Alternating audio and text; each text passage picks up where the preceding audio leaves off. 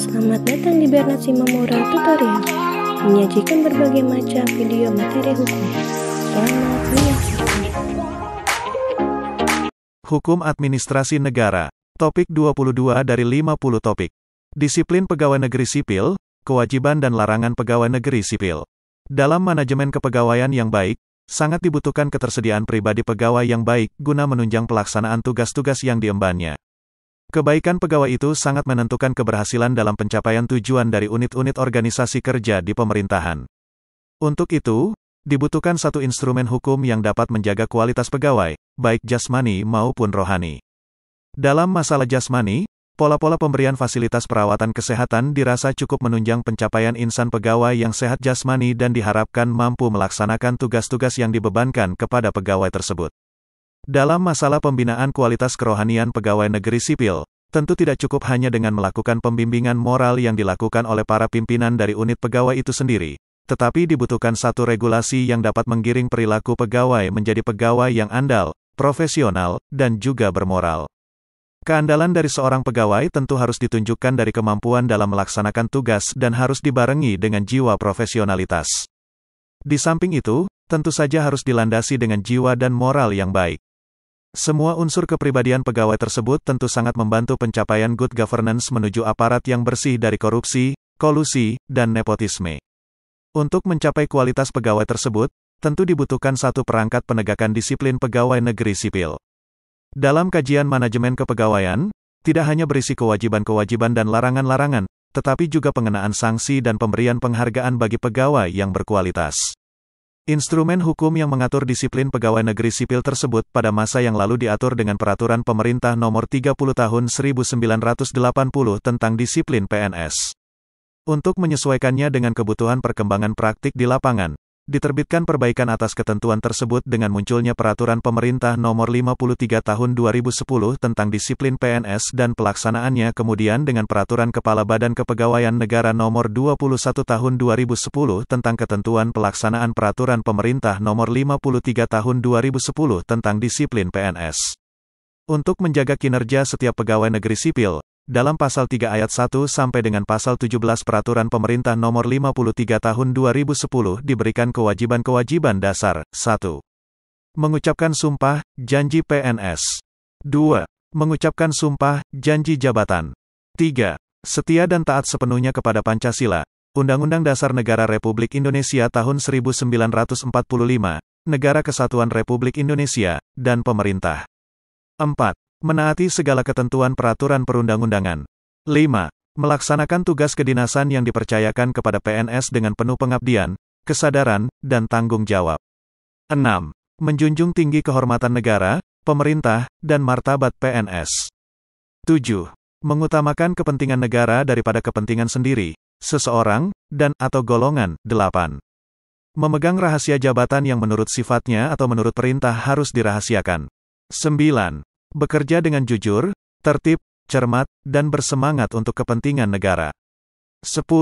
Melaporkan dengan segera kepada atasannya apabila mengetahui ada hal yang dapat membahayakan atau merugikan negara atau pemerintah, terutama di bidang keamanan, keuangan, dan material.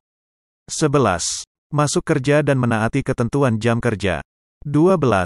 Mencapai sasaran kerja pegawai yang ditetapkan. 13. Menggunakan dan memelihara barang-barang milik negara dengan sebaik-baiknya. 14. Memberikan pelayanan sebaik-baiknya kepada masyarakat. 15. Membimbing bawahan dalam melaksanakan tugas. 16. Memberikan kesempatan kepada bawahan untuk mengembangkan karir. Dan 17. Menaati peraturan kedinasan yang ditetapkan oleh pejabat yang berwenang. Pemberian kewajiban dasar bagi seorang PNS seperti diuraikan dalam Pasal 3 Peraturan Pemerintah Nomor 53 Tahun 2010 di atas, bertujuan membentuk satu karakter moral utama yang harus dimiliki oleh setiap pegawai negeri sipil, di samping karakter baik lainnya. Dengan adanya standar kualitas karakter pribadi yang baik tersebut, diharapkan setiap PNS mampu menjalankan tugasnya dengan baik. Sementara itu, untuk menunjang karakter kepribadian pegawai tersebut, selain dari kewajiban yang secara absolut wajib untuk dilaksanakan oleh setiap pegawai, juga diberlakukan larangan-larangan yang tidak boleh dilakukan oleh pegawai. Dengan harapan, hal itu akan membentuk karakter pegawai yang mampu menghindari perbuatan-perbuatan tercela yang tidak seharusnya dilakukan oleh seorang pegawai. Adapun perincian perbuatan-perbuatan yang dilarang dilakukan oleh pegawai negeri sipil diatur dalam ketentuan Pasal 4 Peraturan Pemerintah Nomor 53 Tahun 2010 sebagai berikut. 1. Menyalahgunakan wewenang. 2. Menjadi perantara untuk mendapatkan keuntungan pribadi dan atau orang lain dengan menggunakan kewenangan orang lain. 3. Tanpa izin pemerintah menjadi pegawai atau bekerja untuk negara lain dan atau lembaga atau organisasi internasional. 4. Bekerja pada perusahaan asing, konsultan asing, atau lembaga swadaya masyarakat asing. 5. Memiliki, menjual, membeli, menggadaikan, menyewakan, atau meminjamkan barang-barang, baik bergerak maupun tidak bergerak, dokumen, atau surat berharga milik negara secara tidak sah. 6. Melakukan kegiatan bersama dengan atasan, teman sejawat, bawahan, atau orang lain di dalam ataupun di luar lingkungan kerjanya dengan tujuan untuk keuntungan pribadi, golongan atau pihak lain yang secara langsung atau tidak langsung merugikan negara. 7. Memberi atau menyanggupi memberi sesuatu kepada siapapun, baik secara langsung maupun tidak langsung, dan dengan dalih apapun untuk diangkat dalam jabatan. 8. Menerima hadiah atau suatu pemberian apa saja dari siapapun yang berhubungan dengan jabatan dan atau pekerjaannya. 9. Bertindak sewenang-wenang terhadap bawahannya.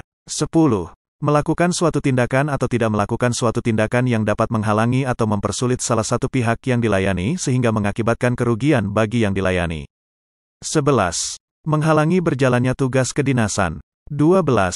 Memberikan dukungan kepada calon presiden, wakil presiden, Dewan Perwakilan Rakyat, Dewan Perwakilan Daerah, atau Dewan Perwakilan Rakyat Daerah dengan cara a. Ikut serta sebagai pelaksana kampanye, b. Menjadi peserta kampanye dengan menggunakan atribut partai atau atribut PNS, c. Sebagai peserta kampanye dengan mengerahkan PNS lain, dan atau d. Sebagai peserta kampanye dengan menggunakan fasilitas negara. 13. Memberikan dukungan kepada calon presiden, wakil presiden dengan cara a. Membuat keputusan dan atau tindakan yang menguntungkan atau merugikan salah satu pasangan calon selama masa kampanye, dan atau b. Mengadakan kegiatan yang mengarah pada keberpihakan terhadap pasangan calon yang menjadi peserta pemilu sebelum, selama, dan sesudah masa kampanye, meliputi pertemuan, ajakan, imbauan, seruan, atau pemberian barang kepada PNS dalam lingkungan unit kerjanya, anggota keluarga, dan masyarakat. 14. Memberikan dukungan kepada calon anggota Dewan Perwakilan Daerah atau calon kepala daerah, wakil kepala daerah dengan cara memberikan surat dukungan disertai fotokopi kartu tanda penduduk atau surat keterangan tanda penduduk sesuai peraturan perundang-undangan. 15. Memberikan dukungan kepada calon kepala daerah, wakil kepala daerah dengan cara a. Terlibat dalam kegiatan kampanye untuk mendukung calon kepala daerah, wakil kepala daerah, b. Menggunakan fasilitas yang terkait dengan jabatan dalam kegiatan kampanye, c. Membuat keputusan dan atau tindakan yang menguntungkan atau merugikan salah satu pasangan calon selama masa kampanye, dan atau d. Mengadakan kegiatan yang mengarah pada keberpihakan terhadap pasangan calon yang menjadi peserta pemilu sebelum, selama, dan sesudah masa kampanye, meliputi pertemuan, ajakan, imbauan, seruan, atau pemberian barang kepada PNS dalam lingkungan unit kerjanya, anggota keluarga dan masyarakat. Itulah materi topik ke-22 Hukum Administrasi Negara. Channel ini sangat membantu para mahasiswa di perguruan tinggi manapun di Indonesia dan masyarakat umum. Ratusan video tutorial S1 Ilmu Hukum, S1 Ilmu Pemerintahan, S1 Ilmu Komunikasi, S1 Ilmu Manajemen, S1 Ilmu Administrasi dan lainnya disajikan di channel. Video tutorial dituturkan dan disubtitelkan agar dapat ditonton, dibaca sambil didengarkan. Jangan khawatir jika tidak langsung paham. Untuk pemahaman yang lebih baik, putar dan dengarkan video tutorial berulang-ulang. Subscribe dan like, agar Anda mendapatkan update tutorial lainnya. Bagikan juga link video ini, agar teman lain juga mendapatkan manfaat channel ini.